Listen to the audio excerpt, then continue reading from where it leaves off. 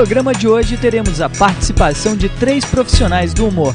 O cartunista Iotti é o nosso primeiro convidado. O quadrinho é uma ferramenta poderosa e eu não tenho certeza que ele pode ser usado didaticamente e até como entretenimento, como porta de entrada para a leitura. Da aeronáutica para a televisão, Marcelo Tais fala sobre a sua vida de estudante.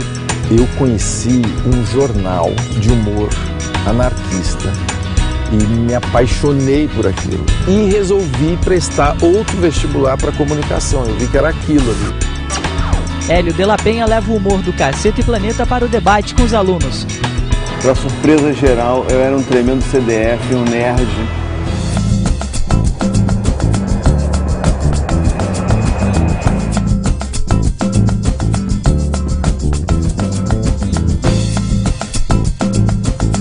Carlos Henrique Iotti é jornalista, chargista e cartunista.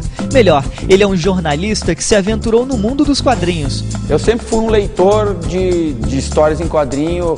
Comecei assim com aquelas coisas da Disney, Maurício de Souza, aqueles gibis que a gente comprava nas bancas. E depois eu passei a me politizar mais e comecei a ler tudo aquilo que era relacionado à charge cartoon dessa geração de cartunistas que enfrentaram o regime militar. Mais conhecido que o desenhista é o seu personagem mais famoso, o Raditz. Publicado pela primeira vez em 1983, Raditz é um colono italiano que vive às turras com a sua mulher Genoveva e fala com um sotaque bem carregado, um sotaconda italiano. Raditz conquistou espaços nos jornais, rádios e TVs. Mas esse não é o único personagem de sucesso do Iotti. Ele também criou a dupla Frederico e Fellini, Deus e o Diabo e muitos outros. Aproveitei bem a escola, acho que construí a minha carreira, os pilares dela ali. Eu acho que o que se leva da escola é aquilo que tu lê. Além de atuar como chargista e cartunista, inclusive com trabalhos na Itália, Iotti também tem programas na rádio e na TV. Lançou uma série de livros com as suas melhores charges e também um DVD, com o show em que interpreta o seu personagem. Satisfação típica de estar aqui. O quadrinho é uma ferramenta poderosa e eu não tenho certeza que ele pode ser usado didaticamente e até como entretenimento, como porta de entrada para a leitura. Em 1996, Iotti ganhou o HQ Mix, um prestigiado prêmio de quadrinhos brasileiros. Tínhamos que investir todas as fichas do Brasil em educação. O resto é o resto. Uma salva de palmas para Carlos Henrique Iotti. Iotti, essa é a galera do Colégio Estadual Imigrante. Para começar o debate, quem tem pergunta aí? Eu tenho uma. Vamos lá. Queria saber como é que era, assim, quando tu estudava aqui no Migrante. Na verdade, o que eu mais gostava era de não estudar. Não, gostava, assim, tô brincando. Português eu gostava muito e tenho uma lembrança muito boa, assim, de uma professora de português, a Neire Spaviani, que ela me mandou ler. E aqui, essa biblioteca, foi o lugar onde eu comecei a ler. Tem uma frase do Ziraldo que ele diz assim, que ler é mais importante que estudar. Tudo que eu li aqui, eu me lembro assim, das coisas que eu li. Agora já, coisas de matemática, química, física, grupo OH, dodecano, as coisas mais ou menos eu me lembro, né? Vamos dar uma olhada aqui. Ai, Jesus do céu. Concluinte de 1980. Tá amarelado, né? Olha a minha foto! Quer tocar? Eu tinha bastante cabelo na época aqui, ó. Agora me diz. Não, 8ª série, fala pra mim. Se confidencia com um amigo aqui. 53, Iotti. Não, o problema aí, eu vou explicar. O problema aí são as fichas de leitura. Aí eu odiava isso, odiava profundamente. Leia o livro tal e depois escreva um resumo da tal, não sei o quê. Tu quer afastar uma criatura de um livro e obriga ele a ler. Você leia este livro agora! Queria saber como que foi pra ti trocar o jornalismo pelo desenho. Na verdade, eu não troquei. Ser desenhista é um departamento dentro do jornalismo. E eu sempre gostei de desenhar, sempre. Desde os bancos escolares, no primário e tal, eu desenhava nas classes. Eu desenhava nas classes aqui. E uma vez eu vi um livro de cartunistas, aí eu olhei aquele livro e digo, tá, mas esses caras são daqui. E aí eu botei na cabeça que eu queria ser desenhista. Alguns riam de mim, A maioria dizia que tu não vai conseguir, tu não vai conseguir. E é o que eu sempre digo, assim, se tu tem uma vontade, tu vai atrás desse teu sonho. Então eu, quando terminei aqui o terceirão, né, eu já tinha noção que eu vou fazer jornalismo e quero ser desenhista. Então tudo que era trabalho da faculdade, no meu caso, eu já enveredava pro desenho. Elvis vive! Eu gostaria de saber o que tu acha que a Charge pode ajudar na educação no Brasil hoje em dia. Bom, a Charge ela é importante porque ela faz uma leitura crítica da realidade, e todo chargista, ele é um cara sério, embora não pareça. A Charge sempre tem uma crítica, uma contundência. Na década de 70, 80, os censores que na época trabalhavam dentro do jornal, diziam assim, ó, isso não pode, e o chargista conseguia driblar o censor, porque ele não conseguia ver que aquilo era um protesto, uma crítica ao sistema, na época, a ditadura militar. Não existe charge a favor. A charge, que vem da palavra francesa carga, né? Charge, né? É uma carga, é uma porrada, uma maneira de dar um recado curto e grosso numa situação. Você acha que os quadrinhos, de alguma forma, pode ser também uma porta de entrada para a leitura? Absolutamente certo. O quadrinho é uma coisa assim que a leitura é fácil, né? Então o quadrinho é, sim, uma porta de entrada para a gurizada. Eu ouço muito isso nesses meus 26 anos de carreira. Olha, o meu filho começou a ler das tuas piadinhas. Uma outra boa maneira, que eu costumo dizer, era coisa que a Neires, professora Neires, aqui do Imigrante, fazia para nós, ela pegava trechos de livros bons, e lia para nós. E aí a gente se interessava para continuar lendo aquele livro.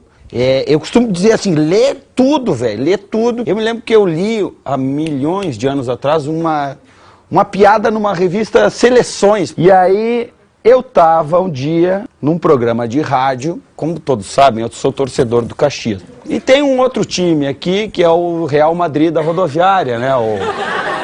Se acham os tal, né? Se acham, Juventude. E a culpa nem é deles, a culpa é daquela empresa do leite que deixou eles ricos. Bom, mas aí eu tava na Rádio Caxias, programa Debates em Campo Neutro, e eu quieto lá, representante da torcida do Caxias, Radite. E o cara lá falando de leite, Juventude. Faltava 1 minuto para acabar o programa. E um palhaço ligou e disse, o Radite aí na rádio não vai falar nada, não vai falar do Caxias, tão quebrado que nem era hoje de terceira. Aí o cara me deixou assim 1 minuto, todos me olhando assim, eu digo, tá, eu me lembrei da piada que eu li das Seleções, eu digo, cala a boca, careca, tu tá aqui na terra da uva e do vinho falando de leite, tu nem sabe que tem um outro time que é da cor da uva e do vinho, e tu falando de leite, tu sabe o que o leite disse pro vinho? O careca me olhou e disse, não sei. Então eu vou te dizer. O leite olhou para o vinho e disse, io sono bianco, puro, um alimento, sua alegria das crianças. E tu, vinho, tu é turvo, sombrio, alcoólico, inebriante. Muitas vezes a desunião de um lar, a desgraça de uma família. Aí o vinho olhou para o leite e respondeu, sim, mas em compensação minha mãe é uma uva e a tua, uma vaca. Acabou o programa, né?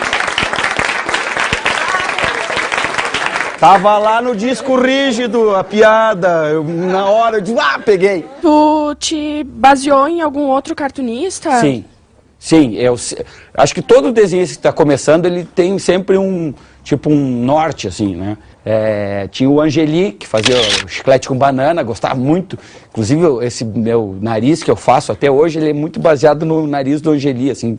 Tem um cartunista argentino, Tabaré, que é um cartunista meio podrão, assim, de fazer coisas, assim, né, escatológicas. E tem o Santiago, que é um desenhista daqui do Rio Grande do Sul, que fala bem das coisas locais, dos gaúchos e tal. O Santiago, pelo fato dele fazer essas coisas gaúchas, também me remeteu a fazer esse personagem, que é um italiano, né? O Radite tem 26 anos, olha que... Né? Não é que eu seja velho, eu comecei muito cedo. Tá? E aí teve um cara, um dia me conversou assim, pô, podia ter um programa de rádio do Radite. Eu digo, tem que arrumar alguém que faça.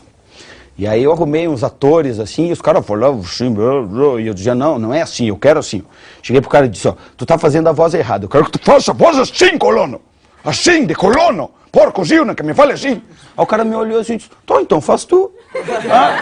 E foi que aí eu comecei a fazer. Comecei a fazer o Hadith, então... Arcozil gurizada de imigrante, é uma satisfação, algo inenarrável estar aqui nessa biblioteca, onde nós conhecemos tudo, nasci aqui. E aí tem uma outra voz, que é a voz do filho do Hadith, que é o Guilhermiano, né? Que ele tem a voz, assim, daqueles magros e tal. Que quando eu fui morar, passei na URGS, né, cara, e eu tive um choque de realidade. Eu fui morar na Oswaldo da Aranha, em Porto Alegre, né? No bairro Bonfim, numa república de estudante, né, cara? Aí deu pano pra manga mesmo. O Hadith que vive num mundo colonial, os colonos, porcos, que amassam uva com os pés, que me guarda o dinheiro embaixo do colchão. E o Guilhermiano que chega em casa e diz, e aí, velho? Tô fazendo uma cadeira. Diz, porco-dino, tu vai fazer jornalismo ou tu vai fazer marcenaria? Tá fazendo cadeira. Madio Cristo, esse guri tá embadufado. Mas quem aguenta tudo isso é a Genoveva. A Genoveva, que essa eu não faço a voz porque... não consigo, né? Não consigo.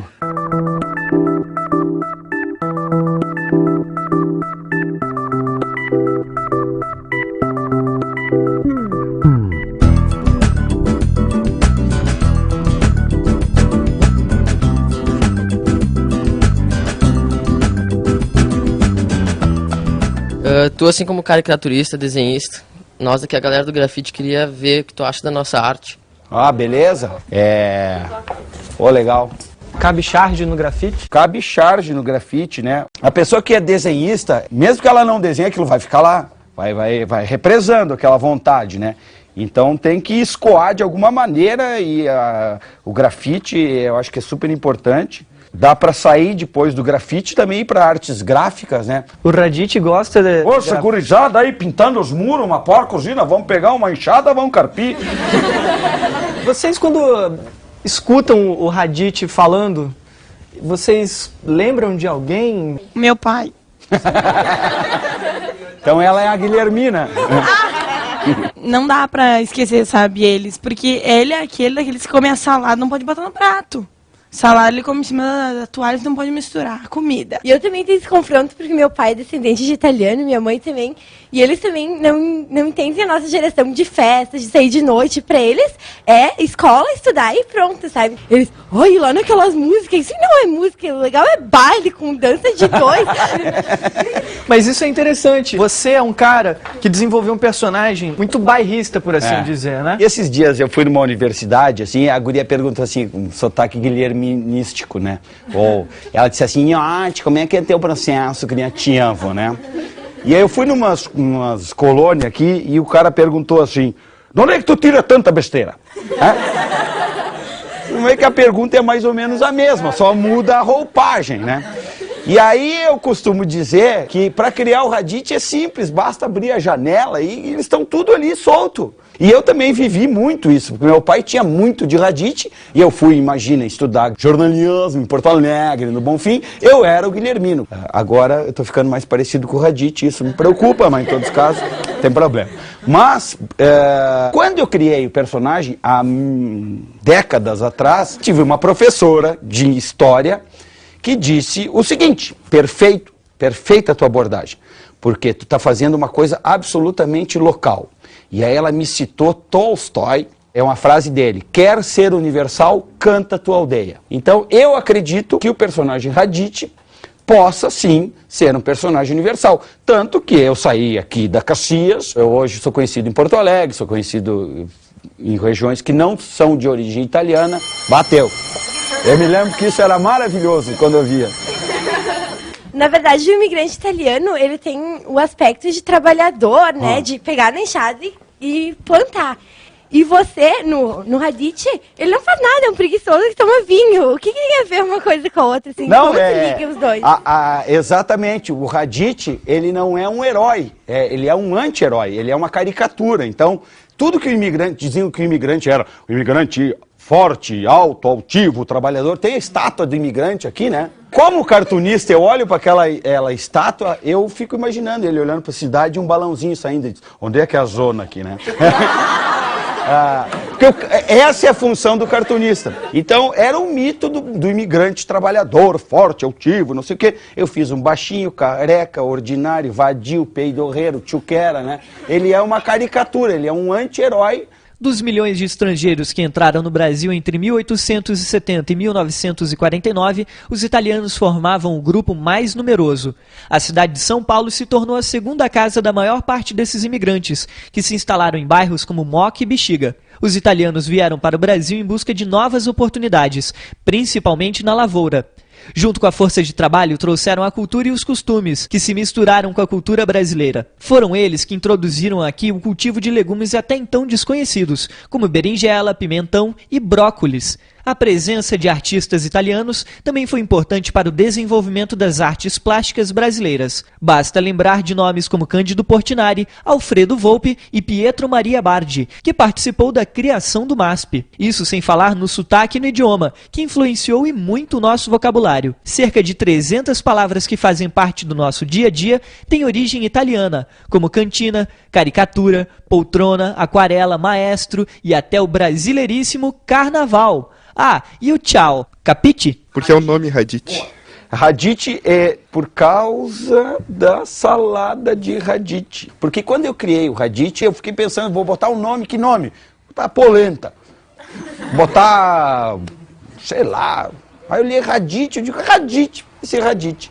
Anos se passaram, fiquei desenhista e pá. Um dia fui numa universidade, professora assim, aquelas professoras assim, ótimo. Eu queria te dar os parabéns pelo nome que tu colocaste de Radicchi, porque Radicchi em italiano quer dizer raízes em italiano. E você representa as raízes da nossa cultura. Aí eu olhei e disse, é isso aí mesmo, professor, foi bem isso aí que eu... Foi bem isso aí que eu pensei quando... Senhoras e senhores, Carlos Henrique e ótima salva de palmas.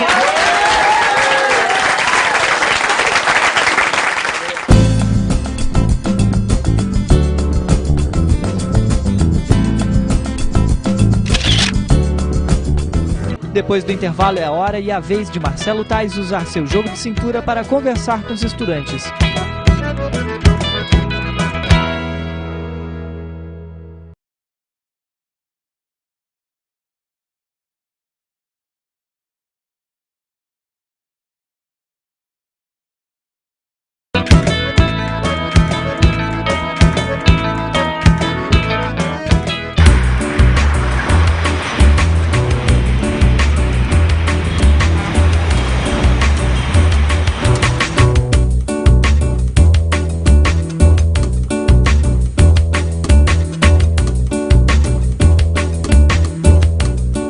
E aí, tudo bom? Olha, minha vida escolar é muito acidentada. Eu morava no interior de São Paulo, na divisa com Minas Gerais. E aí eu inventei de ir para uma escola da aeronáutica e lá eu realmente tive uma formação muito importante. Apesar de até poder ser piloto, passei em todas as coisas lá que são super rígidas, eu vi que não seria vida militar. Aí eu vim para São Paulo. O primeiro impacto que eu tive em São Paulo foi ver uma peça de teatro. Eu falei, cara, isto é teatro. Fiquei assim, tonto. Só que eu vim para cá e não sabia o que fazer mesmo em termos acadêmicos, de escola e tal. Aí eu acabei escolhendo engenharia. Fui fazer engenharia na USP, na Politécnica. Eu conheci um jornal de humor anarquista e me apaixonei por aquilo. E resolvi prestar outro vestibular para comunicação. Eu vi que era aquilo ali. Ficava o dia inteiro lá e tinha um jornal, e tinha grupo de teatro. Quer dizer, eu fazia várias coisas ao mesmo tempo. E até finalmente, aí eu considero a minha iniciação mesmo artística, assim, o dia que eu fiz o exame para entrar no Antunes Filho, o teste. E aí eu entrei, assim. Abandonei tudo que eu estava fazendo, abandonei o jornal, abandonei a faculdade, tudo. E me dedicava 12 horas por dia ao Antunes. E o Fernando Meirelles e o Paulo Morelli, que eram sócios na Olhar, foram até lá procurar atores. E aí foi uma atração irresistível, assim como eu tive aquele momento de corte encontrando o Antunes, eu tive esse momento encontrando a Olhar Eletrônico e encontrando uma linguagem que me fascinou completamente. New York or Japan? Japan. Vocês estão só passeando. Are you only vacations? Holiday? Vacation, okay. Vacation. Qual lugar? Which place? Central Park. Central Park? Central Park. Central Park? Onde será que é o Central Park? Central Park. Eu acho que eu vou ter que pegar o Subway. Central Park. Eu vou pegar o Subway então para ir até o Central Park. Muito obrigado pela sua sugestão. Central Park. Eu vou lá então. Eu vou lá. Very good, Obrigado. Thank you. Thank you.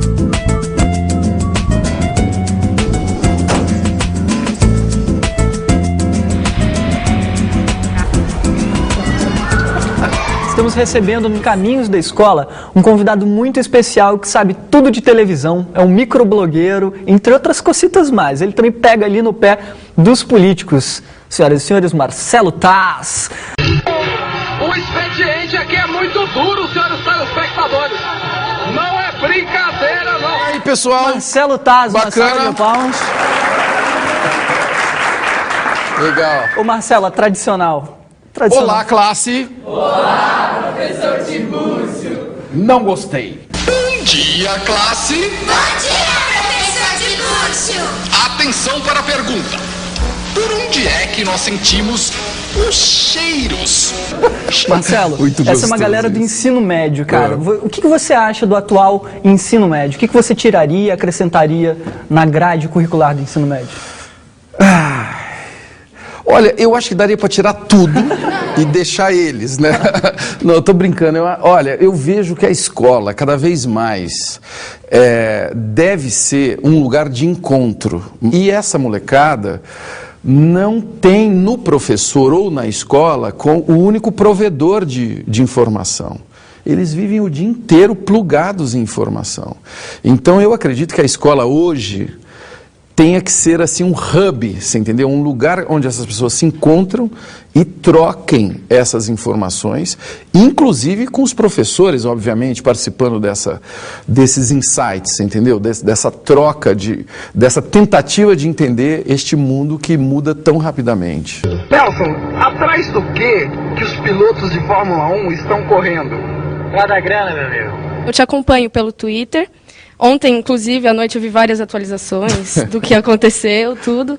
E eu queria te perguntar assim, quando você posta os seus comentários, as suas opiniões, suas críticas, o que você espera da pessoa que está do outro lado? O Twitter é um veículo onde eu falo as coisas de uma maneira muito espontânea. Eu falo uma coisa, você que me segue sabe que aquilo não bate com tudo aquilo que eu já fiz e que você já viu eu falando, vem uma onda de desmentidos que pode, enfim, anular totalmente aquilo que eu falei, se eu estivesse mentindo, por exemplo. Então, o Twitter é uma ferramenta tanto para educação, quanto para marketing, quanto para informação, notícia, para jornalismo, né? O Twitter já transformou o jornalismo. Os fatos do dia de ontem, por exemplo, que foi um dia cheio de fatos pontuais, eu soube pelo Twitter.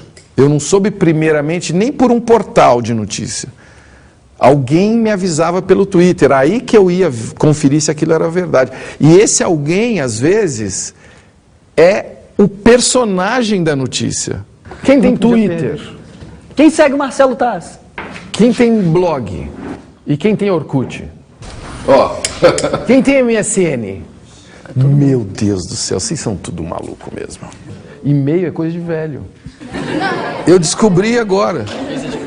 Eu queria saber se você acha que a educação é a principal arma que o Brasil tem para combater a violência. Muito obrigado, Cibele. Eu diria que é a principal arma, sabe? A educação, ela não só ajuda a combater a violência, como ela é responsável por a gente descobrir a gente mesmo. Entendeu? Educação não é você aprender química, geografia e matemática.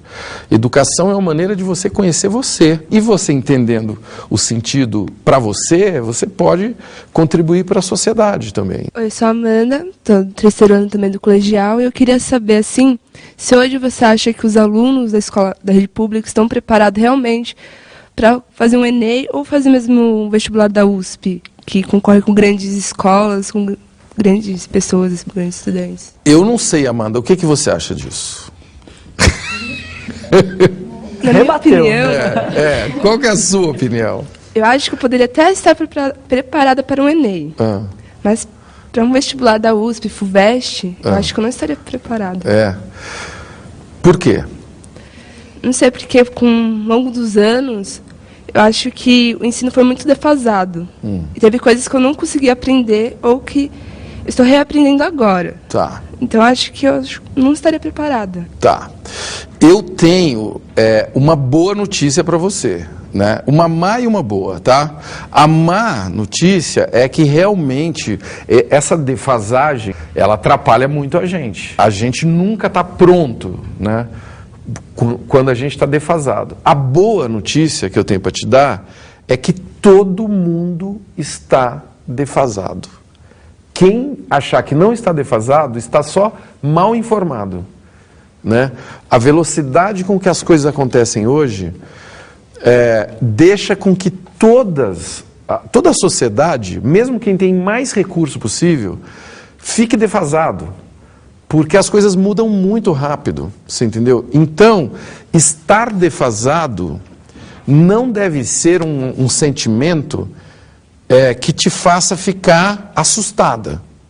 Porque você está certo, se você está defasada, você está sintonizada com o seu tempo. Deputado, o senhor acredita no que o senhor diz? Acredito. E quando eu digo uma coisa que eventualmente não acredito, todo mundo nota, você sabe disso. E o povo também acredita no que o senhor diz? Pelo menos tem me dado crescentes votações, cada vez maiores. Olá, eu sou a Isadora. Marcelo, você tem filhos. Você colocaria eles numa escola estadual? Isadora, eu tenho a tristeza de te dizer que eu não colocaria eles hoje numa escola pública. Agora, eu procurei uma escola particular que me desse características que para mim são muito importantes numa escola. Primeira coisa, que não fosse uma escola só de uma classe social, inclusive de formação profissional, porque eu vejo com muita preocupação escolas particulares onde as pessoas, por exemplo, só falam inglês, só falam alemão, ou são funcionários de uma multinacional, você entendeu? E aí os alunos vivem dentro de uma bolha artificial, que não é o Brasil. E, inclusive, uma das preocupações é o contato com outras escolas públicas. A escola que meu filho estuda tem projetos dentro de escolas públicas e de troca, né? Tem uma interação com a sociedade. Qual é o papel da TV na educação, Marcelo? Olha, a televisão é uma caixa que transmite sons e imagens, entendeu? O que vai passar dentro dessa caixa é a nossa criatividade que tem que resolver. Agora, uma caixa que transmite sons e imagens em todas as casas do Brasil é algo muito poderoso, se ela for utilizada para a educação. Isso não acontece com a frequência que eu gostaria que acontecesse, mas no Brasil a gente tem uma televisão muito criativa, né? E a gente tem principalmente um público muito exigente. E esse cara quer uma televisão melhor, esse cara quer ser provocado, ser surpreendido, entendeu? Acho que essa é uma virtude, não da TV brasileira, mas do povo brasileiro. Recentemente eu entrei na escola e um dos problemas que a gente percebe muito é a falta de motivação, tanto do corpo docente e discente também. E assim, o que eu gosto, o que eu percebo do CQC, que muitas pessoas comentam que é humor inteligente. O programa de hoje está espumante. Nós temos um encontro presidencial Chile-Brasil, Lula e Bachelet. Tem alguma forma de conciliar o humor com a escola, na própria escola? Olha, totalmente. Eu acho que você acabou de dar uma ótima receita para os educadores brasileiros, entendeu? Inclusive, o Freud, o grande pai da psicanálise, ele fala que o humor é a faísca que acontece quando há um choque de duas inteligências. É quase que o barulho da ficha caindo, você entendeu? Você ri de uma coisa que você entendeu, você fala, pá, entendi. E aí você ri. O educativo do CQC para mim é olhar para a realidade com humor. Eu acho que essa é o recado do CQC. E não é só para você dar risada, é para você entender aquilo, sabe? O humor, para mim, é uma forma da gente entender o mundo.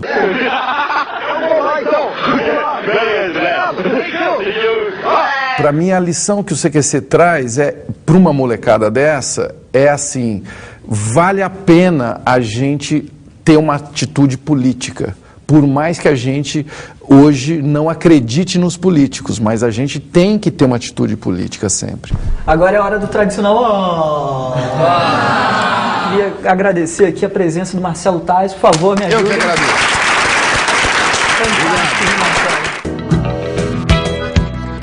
No próximo bloco, Hélio de la Penha responde as perguntas dos alunos.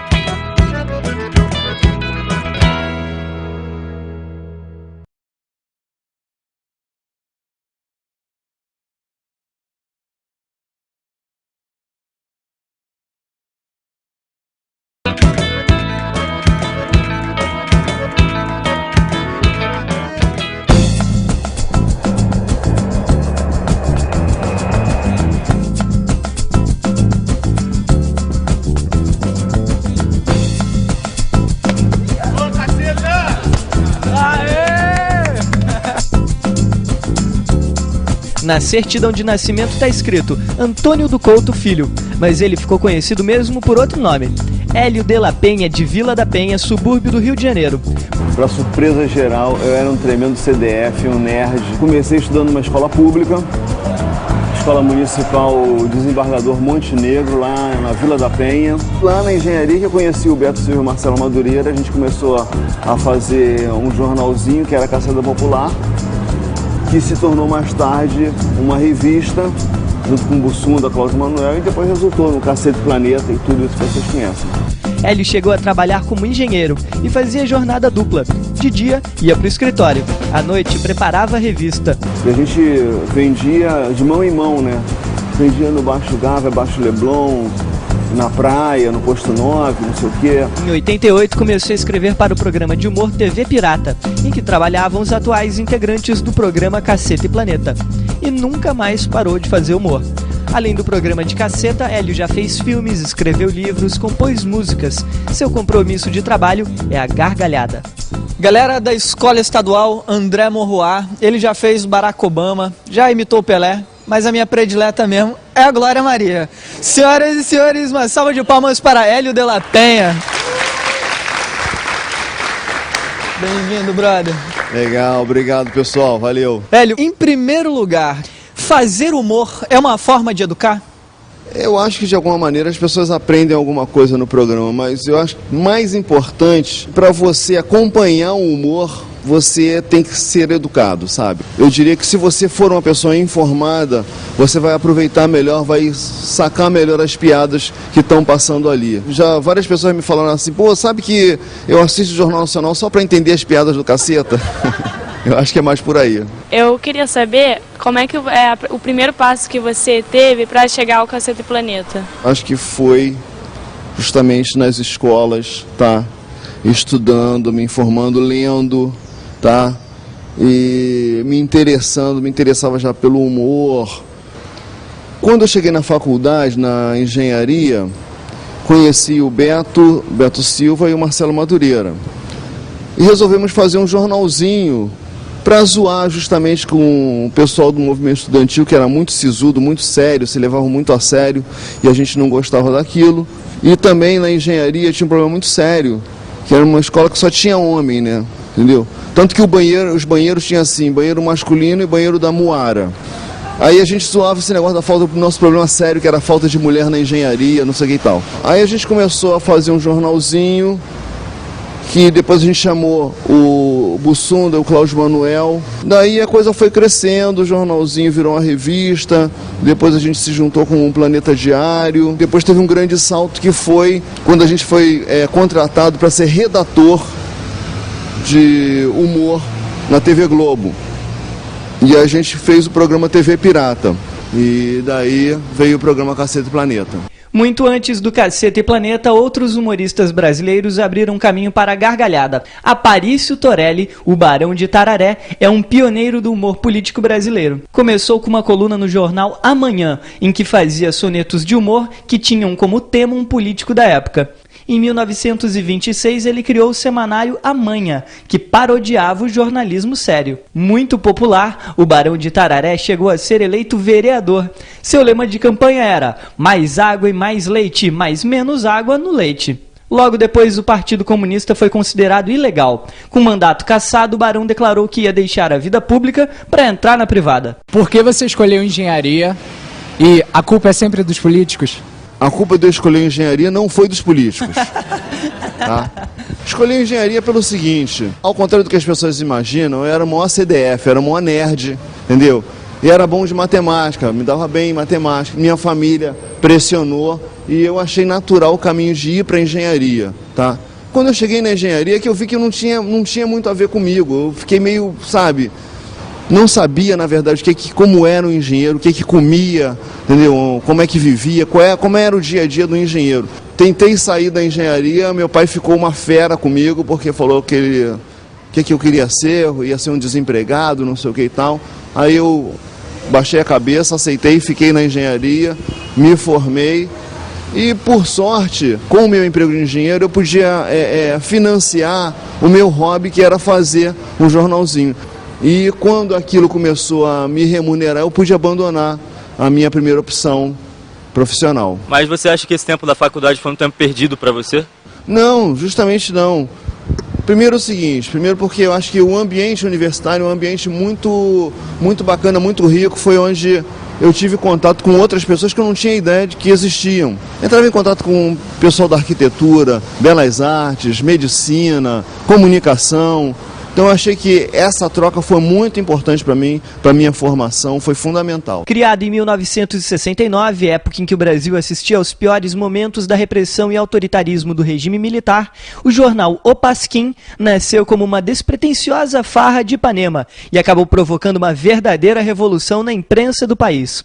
O jornal tinha uma escalação de peso que incluía intelectuais, cartunistas e escritores como Jaguar, Ziraldo, Milor, Paulo Francis, Ivan Lessa e Sérgio Augusto.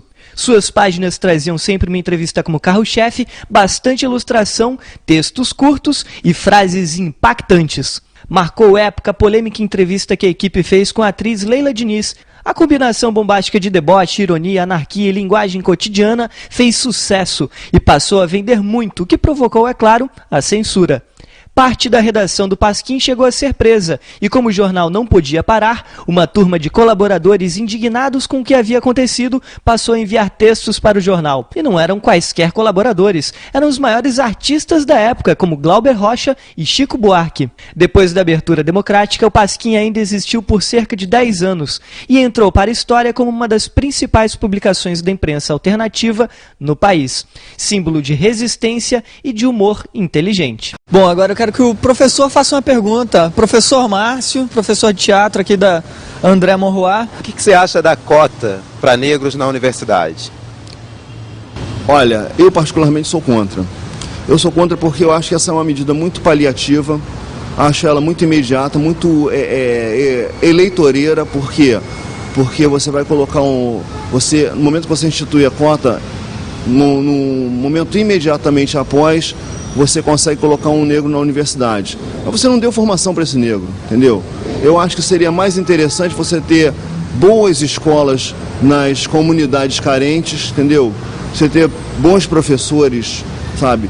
Formando de fato aquelas pessoas, para que elas realmente pudessem entrar na universidade com base, em condições, e não porque teve na categoria meio café com leite. Não, sabe? Eu quero que os negros entrem na universidade, mas na vaga dos brancos, entendeu?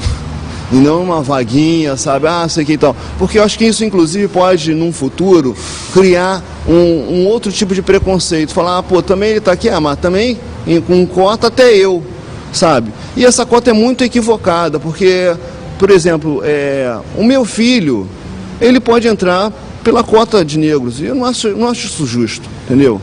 O garoto estuda numa escola particular e tudo mais, mas ele bota lá que é negro e vai ter direito a uma coisa que um branco sem grana não vai ter direito. Não acho certo isso, entendeu? Eu queria saber se, ao decorrer da sua vida, se você já sofreu algum tipo de preconceito, discriminação, qual foi, como você se sentiu? E o que você usou de armas para combater isso? Olha, já sofri preconceito várias vezes, entendeu? Mesmo hoje não estou isento de sofrer algum tipo de discriminação. Obviamente que sendo uma figura pública, as coisas mudam. Eu deixei de ser preto, agora eu sou um artista da Globo, entendeu? Agora, situações tipo portaria que o cara me manda para ir para elevador de serviço, sabe, esse tipo de humilhação assim, passei várias vezes, muitas vezes não tinha nem o que fazer, você tinha que se submeter àquela situação desconfortável, e outras vezes que eu fiz foi mais na frente, dar um troco na base das piadas, entendeu? Você tem uma ideia, uma vez a gente estava fazendo um show em Ipanema, e quando acabou o show, eu estava indo na direção do meu carro ali na Praça Nossa Senhora da Paz e encontrei com a mãe do Beto Silva, tá? Que tinha ido lá ver o show. Aí a gente conversou, falei, pô, você quer? Ela falou, pô, teu show tava ótimo, que maravilha, não sei o quê. Falei, pá, pô, beleza aqui e tal. Tá, tchau. Quando eu saí de perto dela, veio um guarda e falou assim, agora devolve o que você tirou dela. Falei assim, pô, mas eu conheço ela. Conhece ela de onde, rapaz? Que história é essa? Como é que você conhece ela, porra? Parece que essa conversa... Aí ela teve que vir intervir para provar que eu não estava achacando ela, entendeu? Mãe de um amigo meu. Então, situações que são comuns a nós, né? Agora, como você vê essa trajetória do simples jornalzinho que você vendia, de bar em bar, de mão em mão, até esse grande sucesso que é hoje o Cacete Planeta? Bom, primeiro a gente não planejou isso, tá? Foi uma coisa que depende de vários fatores, entre eles a sorte também, né? Mas uma coisa fundamental nessa trajetória é a persistência, sabe? Porque se a gente tivesse feito um jornalzinho, falando assim, vamos fazer um jornalzinho para fazer muito sucesso, aí a gente venderia aquele jornalzinho e falaria, pô, não fez muito sucesso, vamos desistir, entendeu? Na época que a gente começou a fazer jornalzinho, várias pessoas começaram a fazer jornaizinhos e pararam porque a coisa não está indo adiante e tudo mais. A gente insistiu com aquilo, ficou o tempo todo preocupado em como aumentar a repercussão daquele jornalzinho. A gente chegou até a grafitar muro, fazendo piadinha e tudo mais, enfim, tudo na intenção de criar um barulho em torno do nome da Caceta. Então a gente tem uma preocupação permanente da gente, não só como criar a piada, como isso aqui, mas como fazer essas piadas chegarem ao público, tá? Então essa persistência, essa nossa preocupação permanente, essa nossa ligação com a qualidade do que está sendo feito, eu acho que é o motor do sucesso atual do Caceta. Neto do Barão de Tararé e filho do Pasquim, a revista Caceta e Planeta nasceu da união da revista de humor Caceta Popular com o tabloide mensal Planeta Diário. Logo depois, os dois grupos integraram a equipe dos programas humorísticos TV Pirata e Dores para Maiores. Em 1992, foi ao ar pela primeira vez o Caceta e Planeta Urgente, apoiado no lema Jornalismo Mentira, Humorismo Verdade. Falando em piada, por isso que o Hudson agora vai contar uma piada pra gente. Vamos lá. O que uma impressora falou pra outra? Faço ideia. Esse papel é seu ou impressão minha? Manda bem, mandou bem. Queria saber como você se sente, assim, sendo meio que um exemplo. As criancinhas, olá mãe, quero ser que nem o Hélio de la Penha. Eu acho muito legal. É ótimo você ser querido, entendeu? Eu acho que tem uma responsabilidade, entendeu? Quanto maior a sua visibilidade, maior a sua responsabilidade, até com as suas atitudes. Você sabe que você está sendo visto, entendeu? Você tem que tomar cuidado com o que você está falando, entendeu? Você é uma pessoa desconhecida, você faz uma brincadeira com uma figura, aquilo tem um peso. Você é uma figura pública, você faz aquela brincadeira, aquilo se torna uma ofensa, pode se tornar uma ofensa grave. Então esse tipo de cuidado a gente tem que estar ligado. Um dos grandes problemas de ser uma figura pública e ser um exemplo e tal é o trânsito, cara, porque eu não posso parar no sinal e tirar uma meleca do nariz. Como é que é se vestir de mulher, se vestir de Pelé, como é que é se travestir, né, na verdade? Eu acho que no Caceta eu sou o cara que mais faz personagem feminina, né? Até porque, como eu sou um espada matador, eu vou lá e volto, entendeu? Sem o menor problema. Tem gente que não pode, que vai lá e não vai voltar mais, sabe? Mas assim, meu maior problema com essa história de se vestir de mulher é o meu filho de 5 anos. O Antônio, coitado, pô, ele sofre com essa história. E ele até pediu para eu prometer que eu nunca mais ia me vestir de mulher. E o problema maior para ele não é eu me vestir de mulher, é eu botar batom. Ele falou, como é que você tem coragem de botar aquilo na boca? Eu tenho que falar para ele, não, é assim que papai ganha vida. Atenção, senhoras e senhores, foi dada a largada para a piada do Hélio de la Penha. O sujeito chegou em casa, aí sentou no sofá na frente, ligou a televisão, sentou no sofá e falou para a mulher dele, aí mulher, traz uma cerveja aí antes que comece. Aí a mulher foi lá, pegou a cerveja, deu pro cara, o cara começou a tomar, acabou aquela cerveja. Traz mais outra cerveja antes que comece. Aí, pô, tomou mais uma cerveja. Mais uma antes que comece. Pô. Aí lá, 2 horas depois, o cara, mais uma antes de começar. A mulher não aguentou, falou, mas não é possível, o que você está pensando que eu sou? Pensando que eu sou empregado o tempo todo pegando. Pronto, começou. Uma salva de palmas. Senhoras e senhores, Hélio de la Penha, obrigado pela tua presença aqui no André Morroá, André. Ô, Hélio. André. Valeu, rapaziada.